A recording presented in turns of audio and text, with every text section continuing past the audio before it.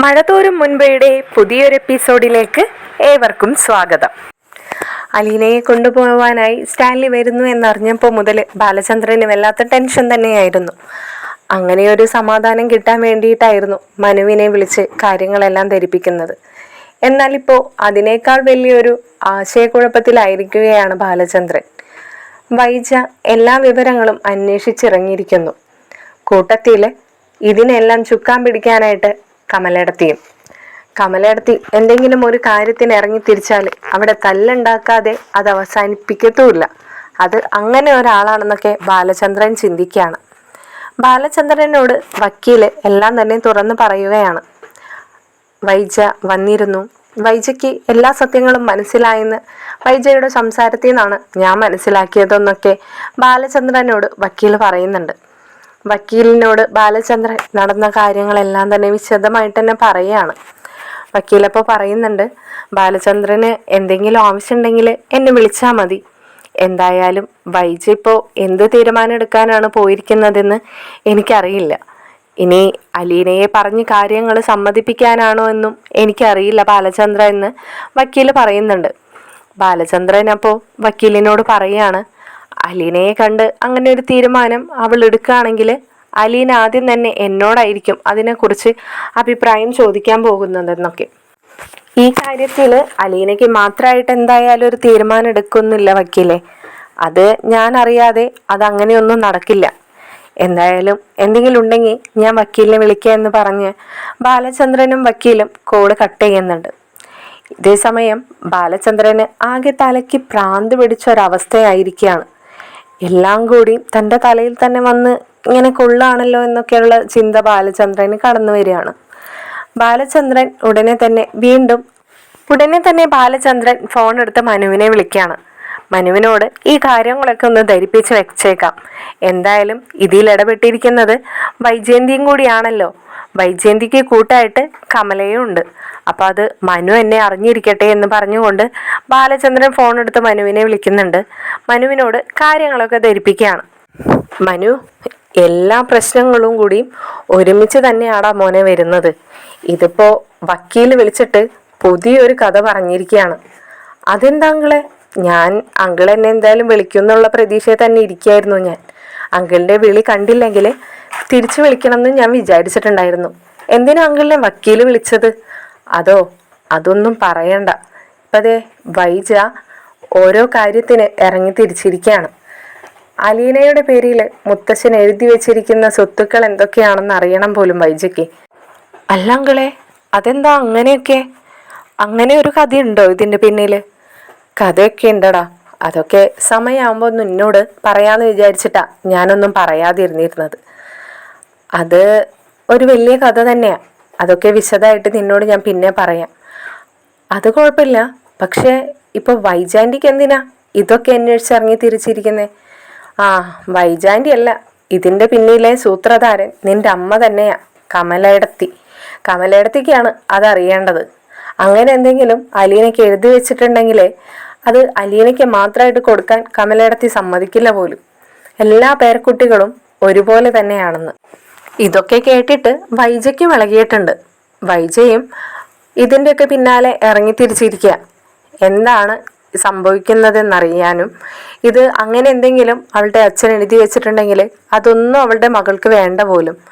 തന്നെ കൊണ്ടാവുന്നത് എന്താണെന്ന് വെച്ചാൽ തൻ്റെ 4 മക്കൾക്കുമായിട്ട് വീതിച്ചു കൊടുത്തോളാമെന്നൊക്കെയാ വക്കീലിനോട് വൈജ പറഞ്ഞിരിക്കുന്നത്.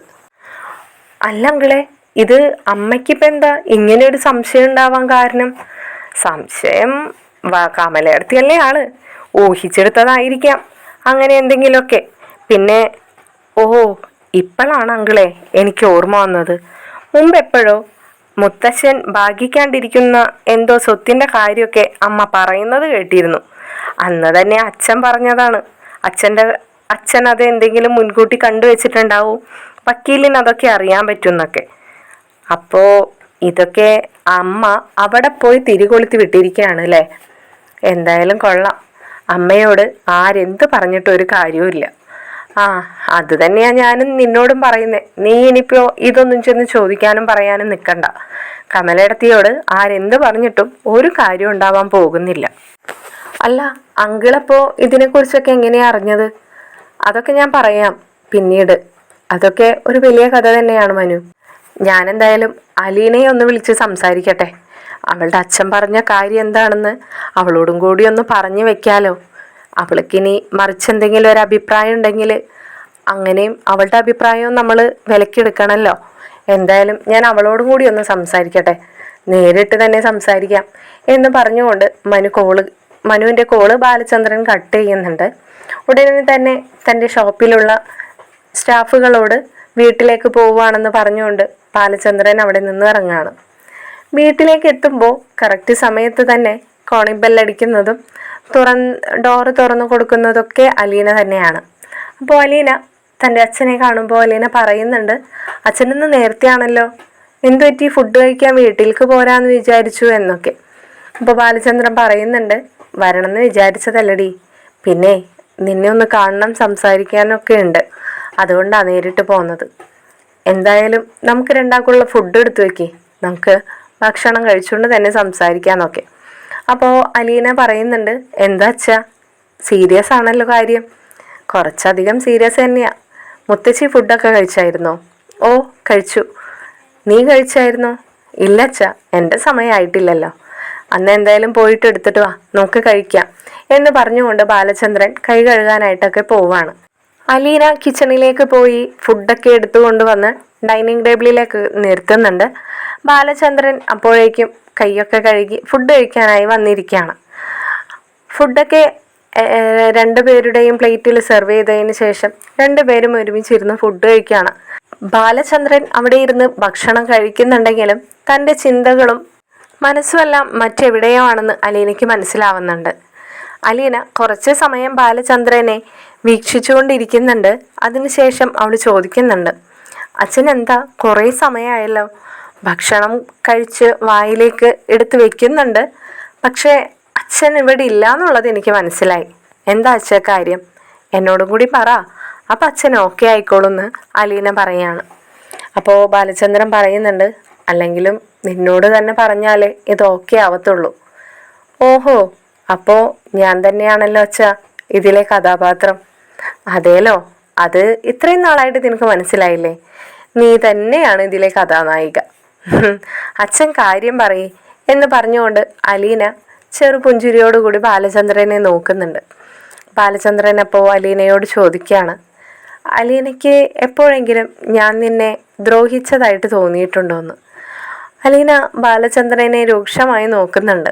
അലീന ചോദിക്കുകയാണ്, എൻ്റെ പെരുമാറ്റത്തിൽ നിന്ന് എപ്പോഴെങ്കിലും അച്ഛനെ അങ്ങനെ തോന്നിയോ?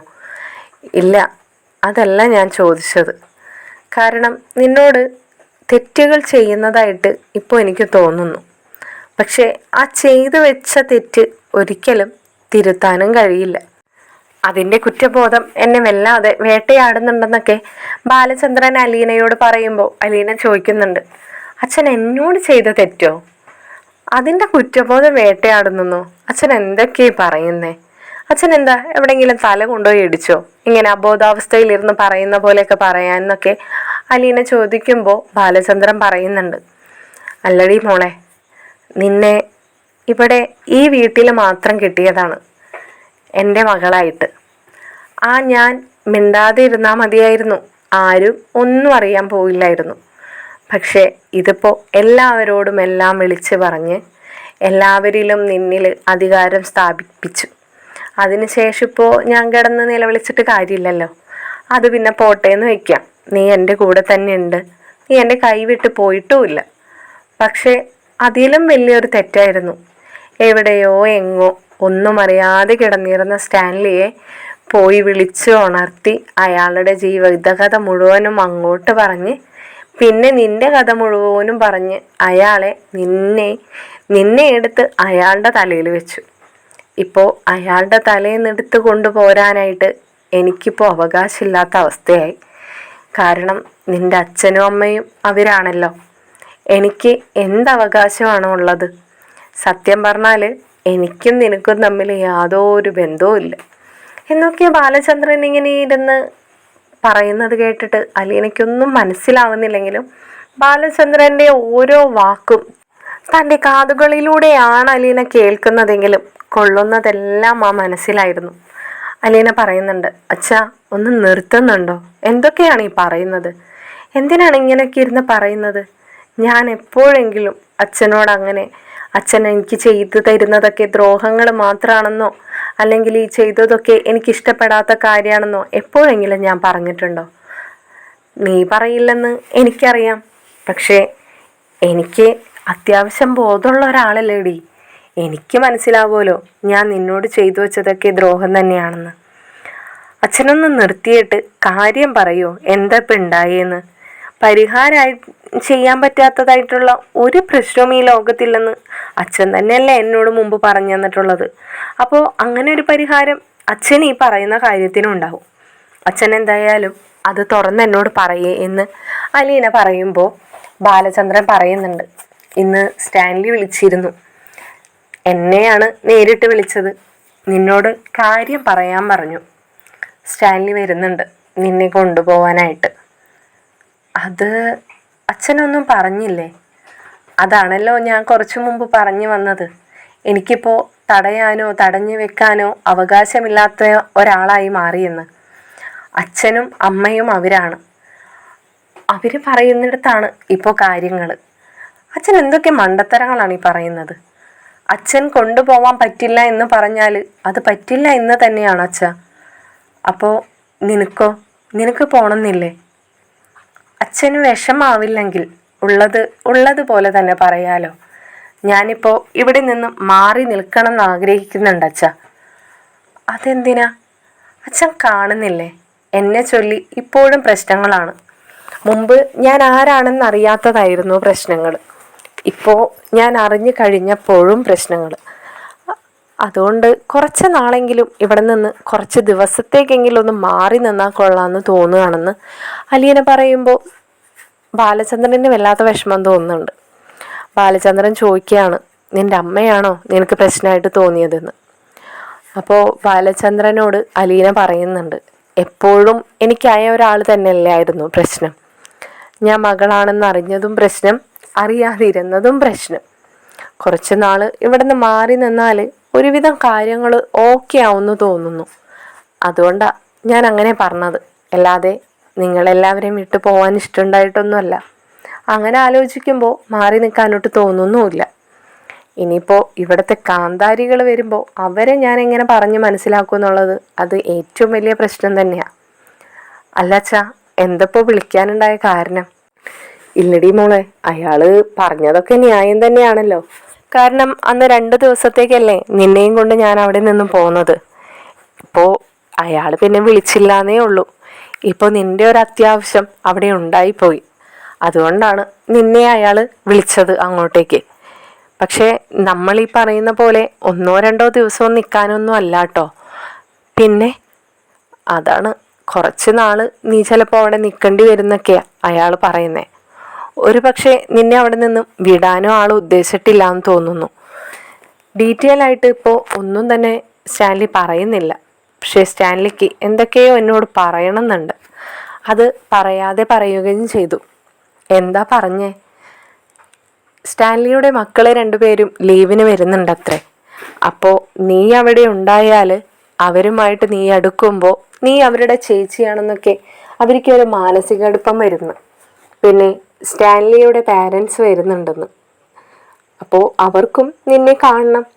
അവർക്കും നിന്നിൽ ഒരടുപ്പുണ്ടായാൽ സ്റ്റാൻലിക്ക് നിന്നെ വേണം എന്ന രീതിയിൽ തന്നെയാണ് സ്റ്റാൻലി സംസാരിക്കുന്നത്. എനിക്കിതിൽ എന്ത് പറയാൻ കഴിയും? അയ്യോ, ഇത്ര വലിയ പ്രശ്നങ്ങൾ അതിൻ്റെ ഉള്ളിലുണ്ടായിരുന്നോ? എങ്കിൽ ഞാൻ പോവാൻ നിൽക്കുന്നില്ല കേട്ടോ അച്ഛാ. കാരണം അത് ഇതിനേക്കാളും വലിയ പ്രശ്നമായി മാറും. ഒരു കുടുംബം തന്നെ എൻ്റെ പേരിൽ ചൊല്ലി ഇപ്പോഴും പ്രശ്നത്തിലല്ലേ. ഇനി മറ്റൊരിടത്തും കൂടി ഞാൻ ചെന്ന് ഓരോ പ്രശ്നങ്ങൾ ഉണ്ടാക്കാൻ ഉദ്ദേശിക്കുന്നില്ല. അച്ഛൻ വിളിച്ച് തീർത്തും പറഞ്ഞോളൂ ഞാൻ വരുന്നില്ലെന്ന്. അലീന, അങ്ങനെ നമുക്ക് തീർത്ത് പറയാൻ പറ്റില്ല. കാരണം സ്റ്റാൻലി പറയുന്നത് അയാളുടെ മക്കളോട് ഇപ്പോൾ തുറന്നു പറയണമെന്നല്ല.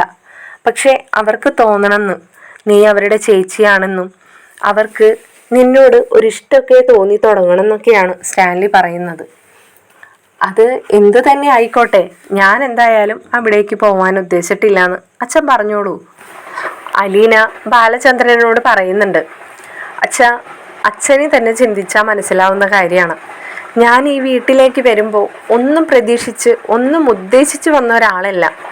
ഞാൻ വന്നതിന് ശേഷം എന്തൊക്കെ പ്രശ്നങ്ങളാണ് ഇവിടെ നടന്നു പോയത്. അച്ഛനൊന്ന് ആലോചിച്ച് നോക്കൂ. ഞാൻ കൊല്ലപ്പള്ളി വീട്ടിലെത്തിയതും അവിടെ നിന്നും ഇവിടേക്ക് എത്തിയതുമായിട്ടുള്ള ഒരുപാട് കാര്യങ്ങൾ, അതിനിടയ്ക്ക് സംഭവിച്ചു പോയിട്ടുള്ള ഓരോരോ പ്രശ്നങ്ങൾ, അതൊക്കെ എങ്ങനെയാണ് തരണം ചെയ്തു പോയതെന്നും ഇപ്പോൾ ഇവിടെ എങ്ങനെ ഞാൻ എത്തി നിൽക്കുന്നുവെന്നും ആലോചിക്കുന്ന ചില സമയങ്ങളിൽ എനിക്ക് വല്ലാത്തൊരു നെടുവീർപ്പാണ് അച്ഛാ വരാറ്. എൻ്റെ വയറ്റിൽ നിന്നും നെഞ്ചിലേക്ക് ഒരാന്തലാണ് ഇപ്പോഴും എനിക്കുണ്ടാവുന്നത്. അതൊക്കെ പറഞ്ഞാൽ പോലും അല്ലെങ്കിൽ ചിന്തിക്കാൻ പോലും എനിക്ക് വയ്യാത്ത കാര്യങ്ങളാണ്. വയ്യ അച്ഛൻ ഇനി എനിക്ക്. അച്ഛൻ അന്ന് അച്ഛൻ്റെ ഇഷ്ടത്തിന് മാത്രമായിരുന്നു സ്റ്റാൻലി എന്ന് പറയുന്ന എൻ്റെ അച്ഛനെ കണ്ടുപിടിച്ചത്. എനിക്ക് അങ്ങനെ ഒരാളെ ഒന്ന് കാണാൻ പറ്റി. അത് തന്നെ വലിയ മഹാഭാഗ്യമാണ്. അദ്ദേഹത്തിൻ്റെ കൂടെ കുറച്ച് ദിവസം ജീവിക്കാൻ പറ്റി, താമസിക്കാൻ പറ്റി. അദ്ദേഹത്തിൻ്റെ ഭാര്യ പോലും എന്നെ അംഗീകരിച്ചു. പക്ഷെ മക്കൾ എന്നെ എങ്ങനെ അംഗീകരിക്കുമെന്നും അവരെന്നെ എങ്ങനെയായിരിക്കും കാണുക എന്നും എനിക്ക് ചിന്തിക്കാൻ പോലും വയ്യ. അതുകൊണ്ട് വേണ്ട, അച്ഛൻ എനിക്ക് തന്നോളൂ ഫോൺ. ഞാൻ കാര്യങ്ങൾ പറഞ്ഞ് മനസ്സിലാക്കാം. പറഞ്ഞാൽ മനസ്സിലാവുന്ന ഒരു വ്യക്തി തന്നെയാണ് അദ്ദേഹം.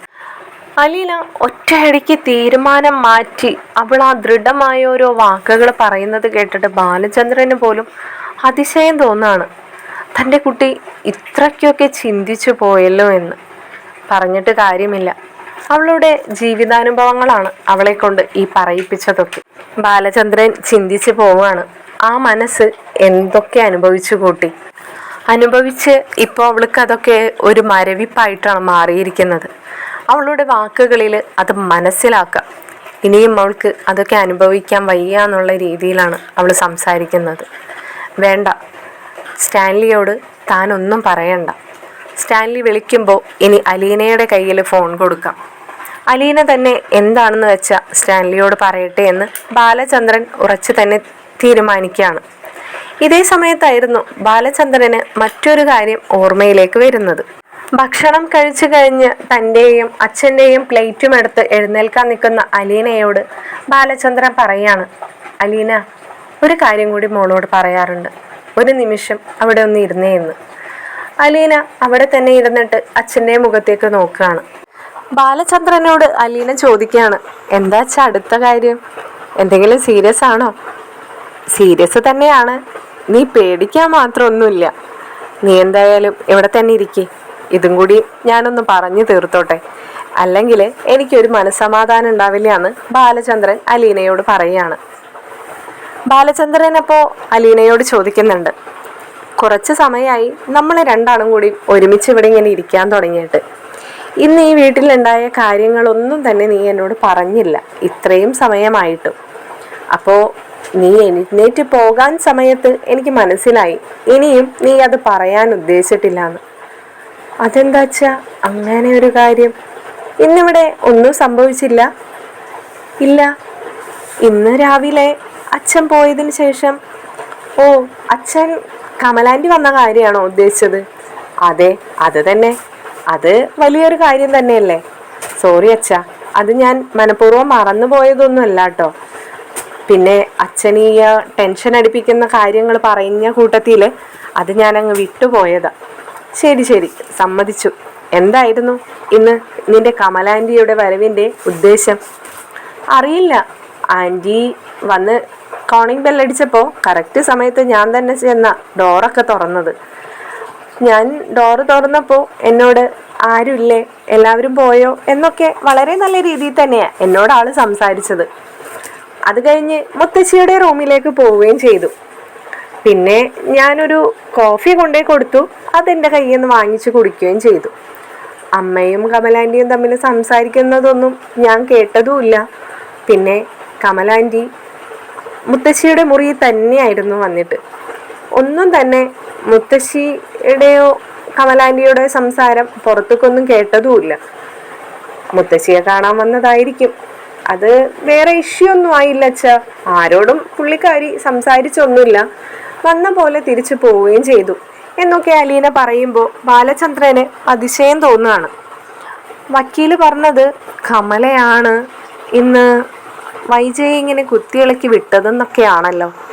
അപ്പം അതെന്തായിരിക്കും അതിൻ്റെ പിന്നിലെ സത്യാവസ്ഥ എന്ന് ബാലചന്ദ്രൻ ചിന്തിക്കുകയാണ്.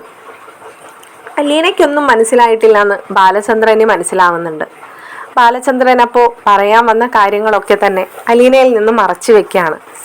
അലീനയോട് പറയുന്നുണ്ട്, അപ്പോൾ ഇനി നീ എന്തായാലും എഴുന്നേറ്റ് പോയിക്കോളെ. അപ്പോൾ അലീന തമാശയ്ക്ക് ചോദിക്കുന്നുണ്ട്, ഓ അപ്പോൾ പറയാനായിരുന്നില്ല അല്ലേ, ചോദിക്കാനായിരുന്നു ഉണ്ടായിരുന്നത്, അത് കൊള്ളാം എന്ന് പറഞ്ഞുകൊണ്ട് അവള് അച്ഛനെ കളിയാക്കിക്കൊണ്ട് കിച്ചണിലേക്ക് പോകുന്നുണ്ട്. ബാലചന്ദ്രൻ കൈ കഴുകാൻ അവിടെ നിന്നും എഴുന്നേറ്റ് ചെന്നിട്ട് ബാലചന്ദ്രന്റെ ചിന്ത മുഴുവനും അതിൽ തന്നെയായിരുന്നു. അപ്പോൾ കമല ഒന്നും തന്നെ വൈജയുമായി സംസാരിച്ചിട്ടില്ലെങ്കിൽ പിന്നെ എങ്ങനെയായിരിക്കും വൈജ ഇതൊക്കെ അറിഞ്ഞിട്ടുണ്ടാവുക? ഇനി അലീന കാണാഞ്ഞിട്ടാവുമോ ഇവര് തമ്മിൽ സംസാരിക്കുന്നതെന്നൊക്കെ ബാലചന്ദ്രന്റെ ചിന്ത ഇങ്ങനെ പോയിക്കൊണ്ടിരിക്കുകയാണ്. ബാലചന്ദ്രന്റെ മനസ്സിലേക്ക് അപ്പോൾ കടന്നു വരികയാണ്, എന്തായാലും അമ്മയോടൊന്ന് പോയി സംസാരിച്ച് നോക്കാം, കമലയിടത്തി വന്നതിന് പിന്നിലെ എന്തെങ്കിലും രഹസ്യമുണ്ടോന്ന്. പിന്നെ അച്ഛൻ ഇങ്ങനെ എന്തെങ്കിലും സ്വത്തുക്കൾ എഴുതി വെച്ച കാര്യത്തെക്കുറിച്ച് അമ്മയ്ക്ക് അറിയാമെങ്കിൽ അതെനിക്കറിയാത്ത കാര്യമാണല്ലോ എന്ന് കരുതി ഒരുപക്ഷെ അമ്മ എന്നോട് പറഞ്ഞില്ല എന്നും വരാം. എല്ലാ കാര്യങ്ങളും ബാലചന്ദ്രൻ ഇങ്ങനെ കുഴച്ചിങ്ങനെ ആലോചിച്ചുകൊണ്ടിരിക്കുകയാണ്. എങ്കിലും ബാലചന്ദ്രൻ മുത്തശ്ശിയുടെ മുറിയിലേക്ക് തന്നെ നടക്കുകയാണ്. അവിടെ ചെന്നപ്പോൾ മുത്തശ്ശി ചെറിയൊരു മയക്കത്തിലായിരുന്നു. ബാലചന്ദ്രൻ അപ്പോൾ മുത്തശ്ശിയോട് ചോദിക്കുന്നുണ്ട്, അമ്മ ഉറങ്ങുകയാണോ എന്ന്. മുത്തശ്ശി അപ്പോൾ ഇല്ലടാ മോനെ, ഞാനേ വെറുതെ ഒന്ന് കണ്ണടച്ച് കിടന്നേ ഉള്ളൂ എന്ന് പെട്ടെന്ന് തന്നെ പറയുന്നുണ്ട്. അമ്മയുടെ കിടപ്പ് കണ്ടപ്പോൾ ഉറങ്ങുകയാണെന്ന് വിചാരിച്ചു, എങ്കിലും ഉറങ്ങുന്നില്ലെങ്കിൽ അമ്മയോട് ഇത്തിരി നേരം സംസാരിക്കാമെന്ന് കരുതി വന്നതാണെന്ന് ബാലചന്ദ്രൻ പറഞ്ഞുകൊണ്ട് അവിടെ കിടന്ന ആ സ്റ്റൂൾ എടുത്ത് ബാലചന്ദ്രൻ അതിലിരിക്കുകയാണ്. ബാലചന്ദ്രൻ എന്നിട്ട് അമ്മയോട് ചോദിക്കുന്നുണ്ട്, അമ്മയ്ക്കിപ്പോൾ വേറെ ബുദ്ധിമുട്ടൊന്നും ഇല്ലല്ലോ, എല്ലാം ഓക്കെ തന്നെയല്ലേ എന്നൊക്കെ ചോദിക്കുന്നുണ്ട്. ദൈവത്തിൻ്റെ സഹായം കൊണ്ട് ഇപ്പോൾ ഒരു കുഴപ്പമില്ല ബാലചന്ദ്ര, എല്ലാം നല്ല രീതിക്ക് തന്നെ പോകുന്നു. പിന്നെ നിങ്ങളുടെ കൂടെ ആയതിനു ശേഷം ഒരു മനസ്സമാധാനവും എനിക്കുണ്ടല്ലോ. പ്രത്യേകിച്ച് അലീന കൊച്ചും നല്ല പോലെ തന്നെയാണ് എന്നെ നോക്കുന്നത്. അപ്പോൾ അമ്മ പറയുന്നത് അവിടെ മറ്റാളുടെ കൂടെ നിന്നിരുന്നപ്പോൾ അമ്മയ്ക്ക് വല്ലാത്ത ബുദ്ധിമുട്ടായിരുന്നു എന്ന് തന്നെയാണല്ലേ. അത് പിന്നെ പറയാനുണ്ടോ ബാലചന്ദ്ര, ഒരു സമാധാനം എന്ന് പറയണത് ഒരു നേരം തരില്ല. ആ മുറി പോലും ഒന്ന് വൃത്തിയാക്കണം എന്നുണ്ടെങ്കിൽ അവളുടെ പിന്നാലെ നടന്ന് ഞാനിങ്ങനെ പറഞ്ഞുകൊണ്ടിരിക്കണം. അതിനാണെങ്കിൽ അവൾ എന്നെ പറയാത്തതായിട്ടൊന്നും ഉണ്ടായിരുന്നില്ല. പിന്നെ ഇപ്പോൾ അവിടെ ശിവനുള്ളത് കൊണ്ട് വലിയ മര്യാദക്കാരിയായിരിക്കും. വേലക്കാരിനെ കൊണ്ടായാലും ആ വീടും പറമ്പൊക്കെ അവൾ വൃത്തിയാക്കി ചിടുന്നുണ്ടാവും, അല്ലാതെ ഒരു കാര്യം ചെയ്യൂല. അമ്മ എന്തായാലും കഷ്ടപ്പെട്ട് അവിടെ നിന്ന് പോന്നതായിരുന്നു അല്ലേ. അതൊക്കെ പോട്ടെ അമ്മേ, ഇന്നെന്തായിരുന്നു കമലയിടത്തിയുടെ വരവിൻ്റെ ആഗമന ഉദ്ദേശം? സാധാരണഗതിയിൽ അങ്ങനെയൊന്നും വരുന്ന ഒരാളല്ലല്ലോ, പ്രത്യേകിച്ച് അമ്മയെ കാണാനാണ് വന്നതെന്ന് അലീന പറയുന്നുണ്ടായിരുന്നു. അതുകൊണ്ട് ചോദിച്ചതാണ് കേട്ടോ, വന്നതുകൊണ്ട് ചോദിച്ചതല്ല. ഏയ് അങ്ങനെ തന്നെയാ പറഞ്ഞത്, എന്നെ കാണാനായിട്ട് തന്നെ വന്നതാണെന്ന്. ഞാനും ആലോചിച്ചു ബാലചന്ദ്രൻ ഈ പറഞ്ഞ പോലെ തന്നെ, എന്നെ കാണാനൊന്നും അങ്ങനെ വരാറില്ലല്ലോ എന്ന്. പ്രത്യേകിച്ച് ഇവിടെ വന്നു കഴിഞ്ഞാൽ എന്നെ കാണാറ് പോലും ഇല്ല, തീരെ കാണാൻ നിൽക്കാറുമില്ല. പിന്നെ വരവിൻ്റെ ഉദ്ദേശം അവളുടെ എന്തെങ്കിലും കാര്യം നടത്താൻ തന്നെ ആയിരിക്കും. അത് നടത്തിയിട്ടുണ്ടാവും, ആരും അറിഞ്ഞില്ലെന്ന് മാത്രം. അമ്മ ആ പറഞ്ഞതിലെന്തോ അർത്ഥമുള്ളത് പോലെ. അല്ല ബാലചന്ദ്ര, ഞാനേ കമലയുടെ സ്വഭാവം വെച്ച് പറഞ്ഞു എന്നേ ഉള്ളൂ. അതല്ലാതെ അമ്മയോട് എന്തെങ്കിലും അന്വേഷിച്ചറിയാൻ വേണ്ടിയിട്ടായിരുന്നോ കമലയിടത്തിയുടെ ഈ വരവ്? ബാലചന്ദ്രന്റെ ചോദ്യങ്ങളൊക്കെ കേട്ടിട്ട് മുത്തശ്ശിക്ക് വല്ലാത്തൊരു സംശയം തോന്നുകയാണ്. ബാലചന്ദ്രൻ പുറത്തു നിന്ന് കേട്ടതുപോലെയാണോ ചോദിക്കുന്നത്, അല്ലെങ്കിൽ മറ്റാരെങ്കിലും പറഞ്ഞറിഞ്ഞോ? അലീൻ എന്തെങ്കിലും ബാലചന്ദ്രനോട് പറഞ്ഞോ എന്നുള്ള സംശയമൊക്കെ മുത്തശ്ശിക്ക് തോന്നുന്നുണ്ട്. ബാലചന്ദ്രനോട് മുത്തശ്ശി ചോദിക്കുകയാണ്, അല്ല ബാലചന്ദ്ര, നീ എന്താ ഇപ്പോൾ ഇങ്ങനെയൊക്കെ എന്നോട് ചോദിക്കാനുള്ള കാരണം? അലീന എന്തെങ്കിലും പറഞ്ഞോ എന്ന്. അപ്പോൾ ബാലചന്ദ്രൻ ഒരു ചെറു പുഞ്ചിരിയോടുകൂടി മുത്തശ്ശിയോട് പറയാണ്, അപ്പോൾ കമലേടത്തി വന്ന് അമ്മയോട് എന്തോ പറഞ്ഞിട്ടുണ്ട്, അല്ലെങ്കിൽ അമ്മയോട് എന്തോ ചോദിച്ചിട്ടുണ്ട് അല്ലേ? അത് അലീന കേട്ടിട്ടുണ്ടോന്ന് അമ്മയ്ക്കിപ്പോൾ ഒരു സംശയം. അങ്ങനെ അവള് മറഞ്ഞു നിന്നും ഒളിഞ്ഞു നിന്നും കേൾക്കുന്ന ഒരാളാണെന്ന് അമ്മയ്ക്ക് തോന്നുന്നുണ്ടോ? എന്തായിരുന്നു അമ്മേ അലീനയും ഞങ്ങളാരും കേൾക്കാൻ പാടില്ലാത്ത കമലേടത്തി മാത്രം അമ്മയോട് വന്ന് ചോദിച്ച ആ കാര്യം? മുത്തശ്ശിക്ക് ഒരു നിമിഷം മനസ്സിൽ തോന്നാണ്, ബാലചന്ദ്രനോട് എല്ലാം പറഞ്ഞാലും ഇപ്പൊ എന്താ കുഴപ്പമുണ്ടാവാൻ പോകുന്നത്? ബാലചന്ദ്രൻ എല്ലാം അറിയുന്ന ഒരു വ്യക്തി തന്നെയാണ്. അച്ഛൻ അങ്ങനെ അലീനയുടെ പേരിൽ സ്വത്തുക്കൾ മാറ്റി എഴുതി വെച്ചിട്ടുണ്ടെന്നൊക്കെ അറിഞ്ഞാലും ബാലചന്ദ്രൻ ഇപ്പോൾ അങ്ങനെ ഒരു പ്രശ്നമൊന്നും ഉണ്ടാക്കാൻ പോകുന്നുമില്ല. പ്രശ്നം ഉണ്ടാക്കേണ്ടതാണെങ്കിൽ ഇതിലും വലിയ പ്രശ്നങ്ങളൊക്കെ തന്നെയല്ലേ കഴിഞ്ഞതെന്ന് മുത്തശ്ശിയും ചിന്തിക്കുകയാണ്. മുത്തശ്ശി എന്തോ ചിന്തിച്ചിരിക്കുകയാണെന്ന തോന്നലോടുകൂടി ബാലചന്ദ്രൻ ചോദിക്കുന്നുണ്ട്, അമ്മ എന്താ ഇരുന്ന് ആലോചിക്കുന്നത്? എന്നോട് പറയണോ വേണ്ടയോ എന്നാണോ? മറ്റൊരു എപ്പിസോഡുമായി മറ്റൊരു വീഡിയോയിലൂടെ കാണുന്നത് വരേക്കും ശുഭരാത്രി.